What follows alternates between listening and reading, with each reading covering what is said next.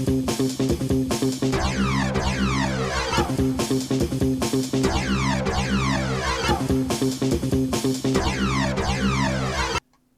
everybody, it's Johnny Two-Face here, back with another reaction video. And this time I'm reacting to Napoleon's greatest comeback, the Battle of Marengo by Epic History. Now, this one I'm definitely looking forward to. I know I've said that a fair few times, but because I've heard so much about this battle, but I've never seen how it actually plays out. And, well... Oh, sorry. I had it in my head where I heard it from, but I can't remember now. But yeah, a fair few sources have keep mentioning the Battle of Marengo. Even Napoleon himself has mentioned the Battle of Marengo in one of his later battles. Been in this position before at the Battle of Marengo. I lost the battle at 5 o'clock, but I won it back again at 7.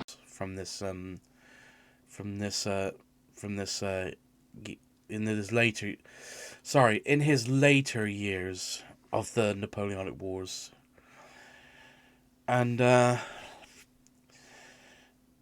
if you haven't seen my reaction to the other videos about the Napoleonic Wars by Epic History, I suggest you check them out before checking this one out if you haven't seen them before.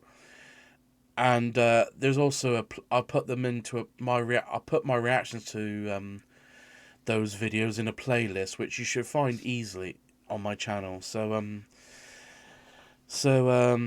And again, definitely looking forward to see how this plays out. And so my usual disclaimer when I react to any historical content, if I don't show so much what is considered a proper reaction, is probably obvious. I don't know much about the subject at hand, and if I do know anything, I'll most likely pause the video to give my input or ask any curious questions, which hopefully will be answered in the comments.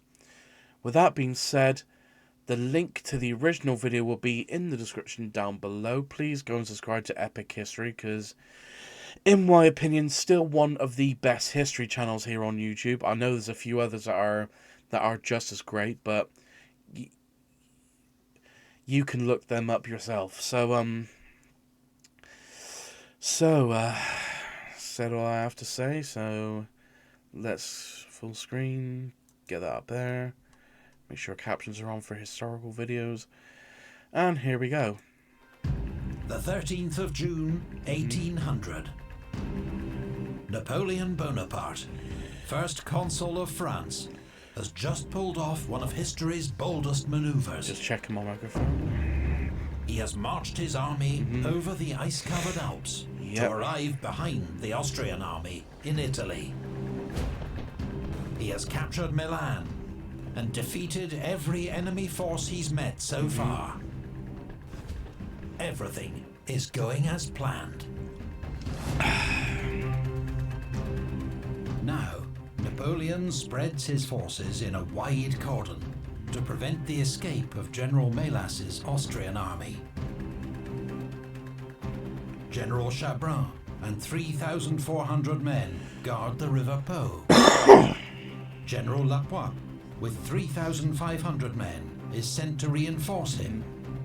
General Desaix, with 5,000 men, moves south to block the road to Genoa.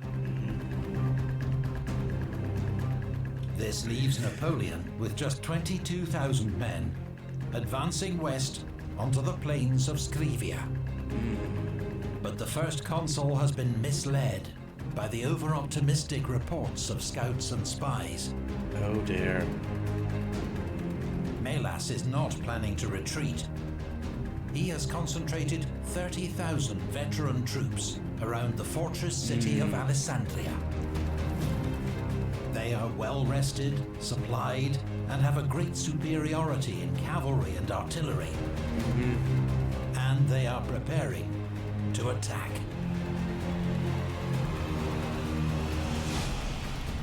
Oblivious to the looming threat, on the 13th of June, General Victor... I should probably say this, it does beg the question, like, Because if you remember in the last video, the French victories that they had in Italy while Napoleon was away gaining power and going to Egypt. Sorry, going to Egypt, then coming back and gaining power. All the territories that France had conquered on Napoleon's first campaign into Italy were being swept away by the Austrians and the Russians under what was that commander's name? Oh yeah, Suvorov. So it does beg the question, how much did the Austrians learn from Suvorov? Because as much as I don't know much about Suvorov, but how much did the Austrians learn from Suvorov's example of, pushing back the French from their conquered territories in northern Italy? And his 2 divisions lead the French advance on Alessandria. I do love the effects they're putting in for a stormy evening in this video. In heavy rain, his men drive a small Austrian rearguard from the village of Marengo back towards a fortified bridgehead on the Bormida River. But the French find the crossing heavily defended. And so, soaked and exhausted, with darkness falling, they halt the pursuit. Weeks ago, Napoleon had predicted that the decisive battle of the campaign would be fought on this very ground, the plain east of Alessandria. But now, he is convinced that Melas will not risk battle. There's the overconfidence. What he and his men cannot see beyond the Bormida, because they have lit no campfires, are 30,000 Austrians assembled for an assault. Within hours, Napoleon will discover that his army is fighting for its life.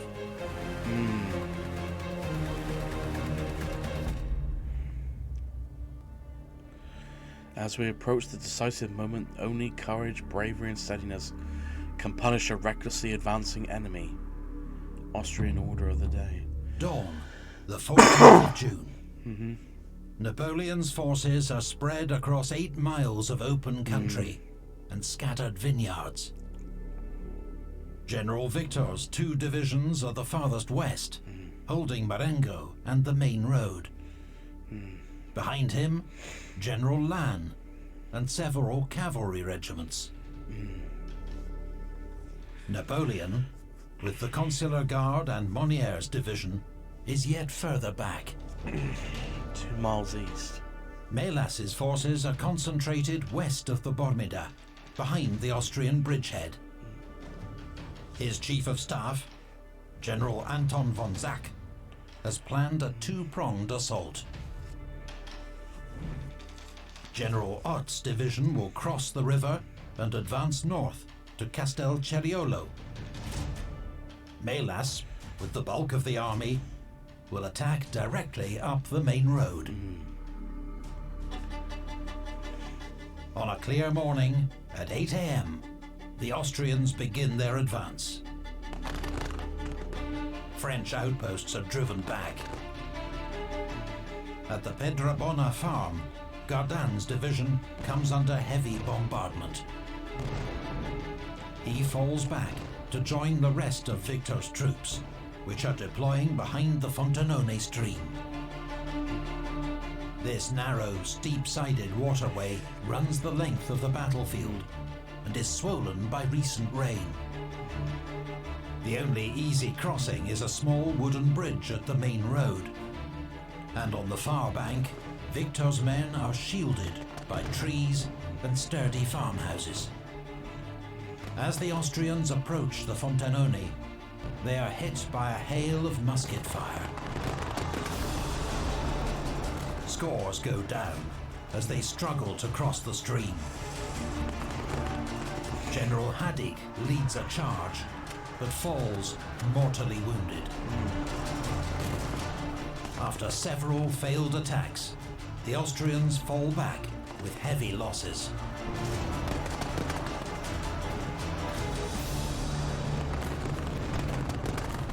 North of Victor's position, General Bellegarde's brigade crosses the Fontenone around 11 a.m. But General Lannes' division takes up position on Victor's flank. They drive off Bellegarde and re-establish the line along the stream. It is now a hot, humid summer's day, as Austrian attacks continue and fighting rages along the Fontenone. More and more Austrian cannon are pulled up and begin to pulverize the French line. Throughout the morning, Melas's army is hindered by narrow crossing points and marshy ground. General Zach's failure to anticipate these bottlenecks has cost several hours. Nevertheless, by noon, the Austrians have 30,000 men and 92 guns in position. They still only face Lannes and Victor's tiring divisions, 16,000 men and 16 guns. The French urgently need reinforcements, but as the Austrians begin their next attack, Napoleon and the rest of the army are nowhere to be seen. The greatest danger is on the French right, where General Ott's division has occupied Castelceriolo virtually unopposed, and now threatens Lannes' flank. Then the Austrians find a gap near the French centre and rush 3 battalions across the Fontenone. Around the same time, 1,500 Austrian dragoons circle around the French left, but are charged and routed by General Kellermann's heavy cavalry. The Austrians do succeed in taking La Stortigliona farm, threatening Victor's left. An Austrian cavalry charge over the Marengo bridge is also repulsed by Kellermann.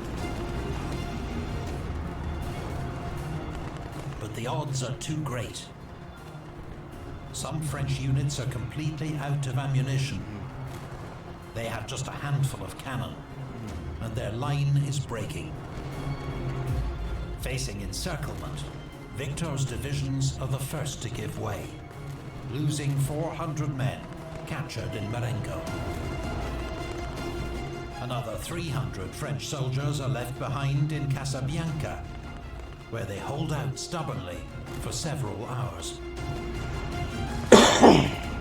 Covered by the 96th Demi Brigade and Kellermann's watchful cavalry, Victor's division retreats half a mile to Spinetta and its surrounding vineyards. The Austrians pour over the Fontenone.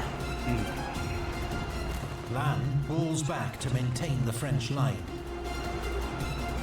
The heroes of Montebello are on the brink.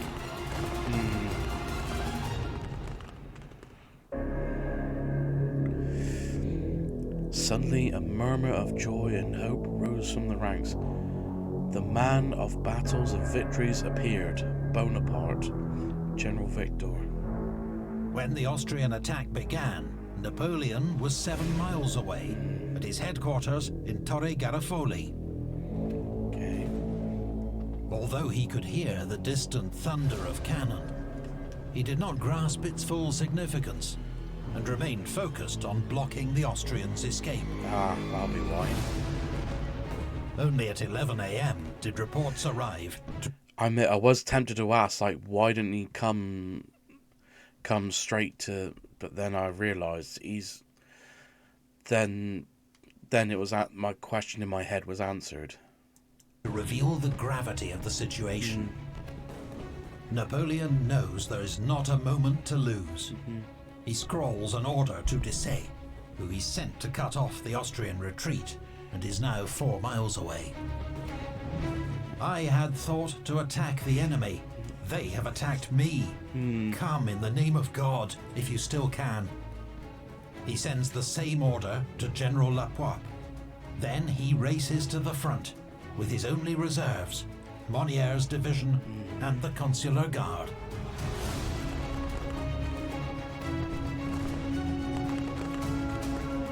By 3 p.m, Lannes and Victor have retreated almost a mile. Austrian cavalry shadow their withdrawal, forcing the French to stay in close formation. Austrian guns send round shot crashing through the packed ranks. Remarkably, the French battalions are still holding. When Napoleon arrives, he sees the main threat is on the right, where Ott is poised to turn the French flank. To counter this, he sends Monniere's division to Castelceraiolo, forcing Ott to draw off troops. But that still leaves General Schellenberg's 4,000-strong division. So Napoleon commits his ultimate reserve, 900 men of the elite Consular Guard. Against the odds, the Guard repels enemy cavalry and holds its own in a close-range firefight with Austrian infantry, buying time for the rest of the army to fall back. Amazing. Napoleon describes them as his granite redoubt. The legend of the Guard is being born. But they are now isolated and about to be overwhelmed. When Austrian dragoons hit their exposed flank and rear, the redoubt crumbles. The Guard is forced to flee. Some surrender, many are cut down. By the end of the day, the Guard has suffered more than 50% casualties. With the retreat of the Guard, Napoleon has no more cards left to play. The French army retreats steadily through the vineyards. I love this huge blood splatter up here.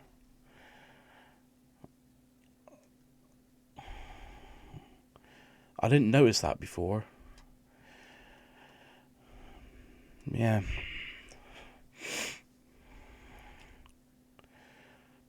But that is so... Ugh, sorry about that. So that's where the legend of the Imperial Guard was born, when they were known as the Consular Guard. And, well, I mean, to be fair, even men as solid as the Guard couldn't hold out against those overwhelming odds, as you just saw. So now we know this part. This will be an interesting part to see how they Napoleon wins it back. Battered by constant Austrian Probably a better way to say fire. that. Casualties and stragglers mean there are just 6,000 men left holding the French line. General Mélas is satisfied that the French have been beaten. Having been injured in a fall from his horse, he now hands over command to his chief of staff, General Zack. Then he returns to Alessandria to draft a report describing his great victory.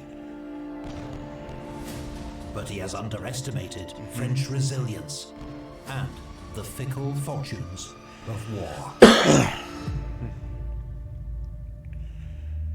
The battle is completely lost, but there is time to win another. Desaix to Napoleon. General Louis Desaix, just 31 years old, brave, brilliant, and modest. Napoleon describes their friendship as one his heart has for no other. That morning, his orders were to lead Boudet's division, 5,000 strong, across the Scrivia River to cut off the Austrian escape. But the recent rain had raised the water level and delayed his crossing. When Desaix heard the sound of battle to the north, he'd halted his men and sent a courier to get news. Napoleon's desperate order to return does not reach him until midday. Immediately, he about turns his division and marches to the sound of the guns. Desaix arrives on the eastern edge of the battlefield at 5 p.m. to find the French army in full retreat. Napoleon is at San Giuliano, 5 miles east of Marengo, where thousands of wounded soldiers are gathered. The mood is grim and despondent. But news of Desaix's arrival spreads like an electric shock. Wow. Here they are! Here they are! The troops exclaim. Napoleon is rejuvenated. Wow. We have gone back far enough today, he tells his troops. You know that my custom is always to sleep on the field of battle.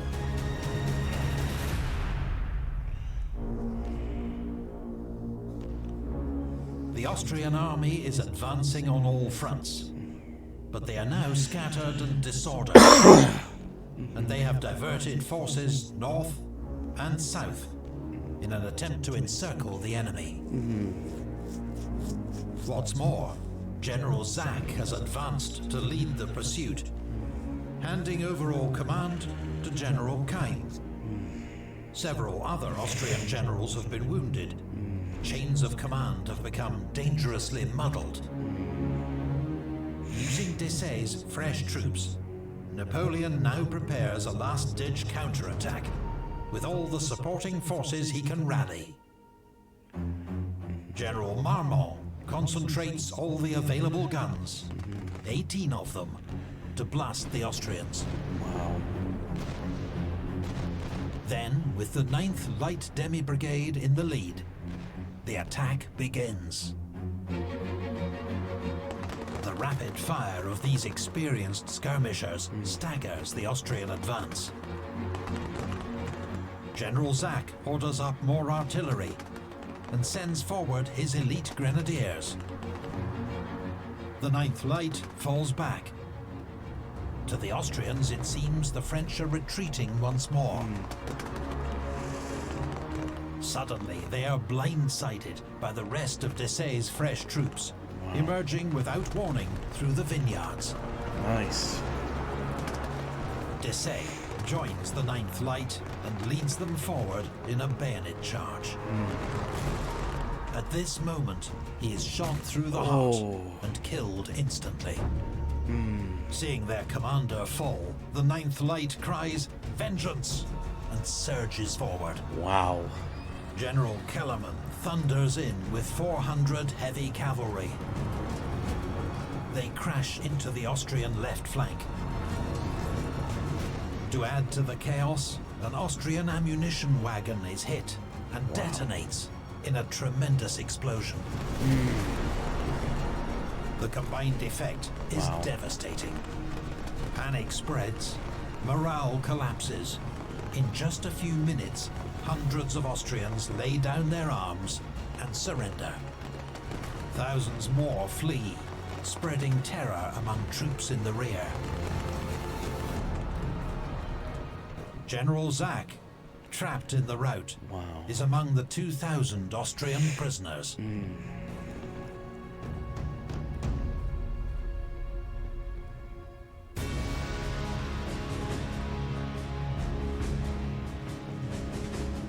A charge rang out everywhere. Each of us turned round and ran forward. We do not shout anymore, we roared. Jean Roch Coignet.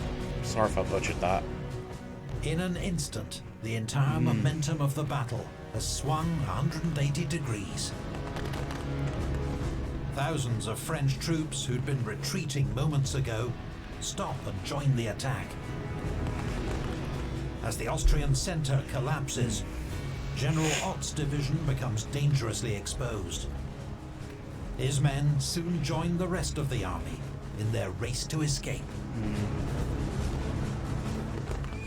Later that evening, General Murat adds the coup de grace, launching a final French cavalry charge that seals victory and drives the enemy back to their bridgehead. Wow. The Battle of Marengo was one of the greatest comebacks of the Napoleonic era. Thoroughly defeated by mid-afternoon, the French are completely victorious by nightfall. But it has been an exceptionally costly affair. The French lose a quarter of their army as casualties. Wow. The Austrians, more than a third. Napoleon himself contributed little to the victory. If not for the skill of his officers, the steadiness of his troops, and above all, Desaix's last-minute arrival, he would surely have been defeated. Oh yeah. The taste of victory is soured further when Napoleon learns that his friend Desaix has been killed. He tells his secretary, "Yes, Bourrienne, I am satisfied. But Desaix, what a triumph this would have been if I could have embraced him tonight on the field of battle." Wow. Instead, he dines alone. According to legend, on a hastily improvised dish of local ingredients that becomes known as chicken Marengo. Wow.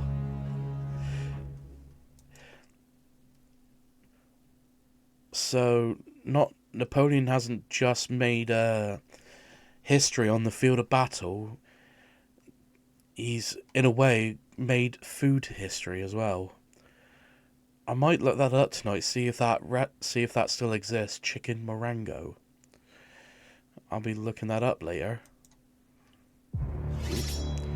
Sorry for General the sound. Mélas, shaken by his unexpected defeat, is unsure how to react. Some of his officers urge him to continue fighting. Others advise him to escape. French forces are closing in from all directions. Hoping to... Sorry. Okay, I'll just go back 5 seconds.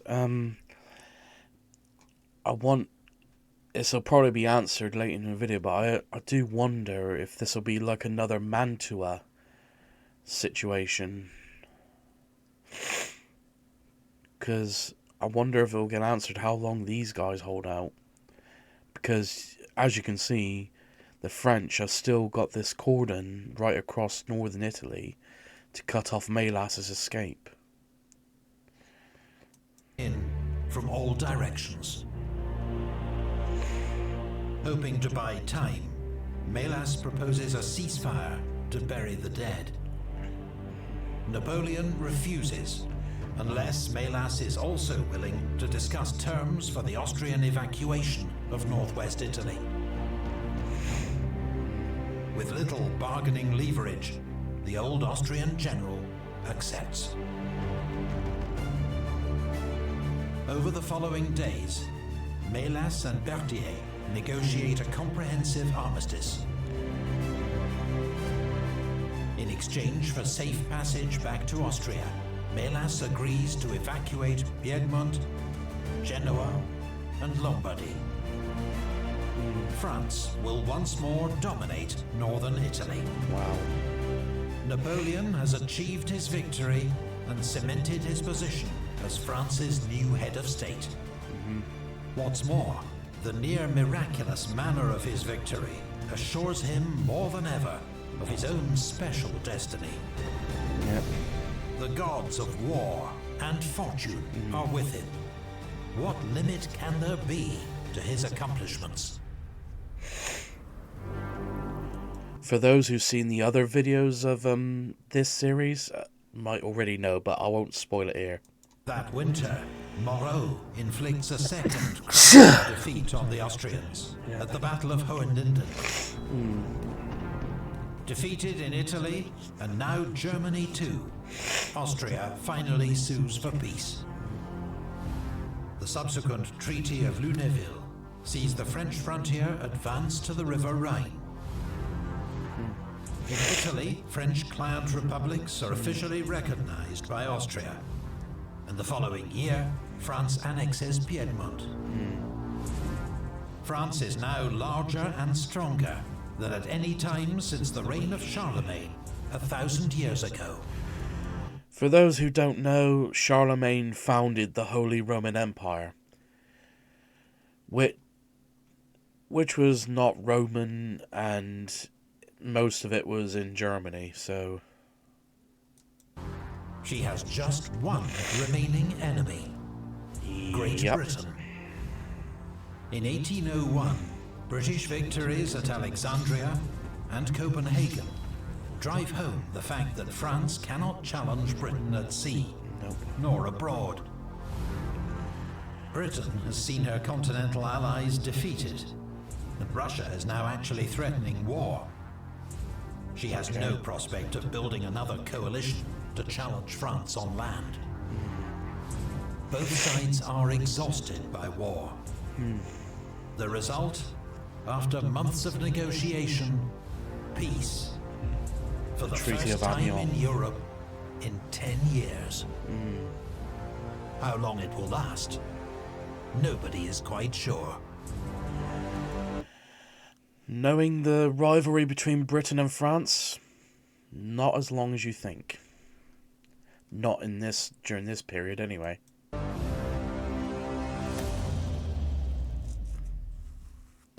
Do you think you could replicate Napoleon's glory at Marengo? Probably Perhaps not. Your command could have won a more decisive French victory, or maybe saved the day for the Allies. Well, with Wargame Design Studios' Campaign Marengo, you have the chance to refight this famous battle and test your skills as a Napoleonic commander. Campaign Marengo is a hex-based wargame that puts you in charge of French or Austrian forces. Its unrivaled historical detail and comprehensive recreation of Napoleonic $9.97. That's 25% off for Epic History viewers. Just use the discount code provided on the landing page. Your purchase includes the full game, as well as detailed battle and design panes, as well as a huge selection of other conflicts of bull shoes, and step out onto the Marengo plain with the... Big thanks to Osprey Publishing for kind permission to use several of their images in this video.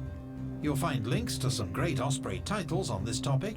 Thanks as always to the Patreon supporters who helped to... And that'll do it. This has been a great, interesting video by Epic History. Just take that down. And so, now I know how that played out. And again, great video, good attention to detail.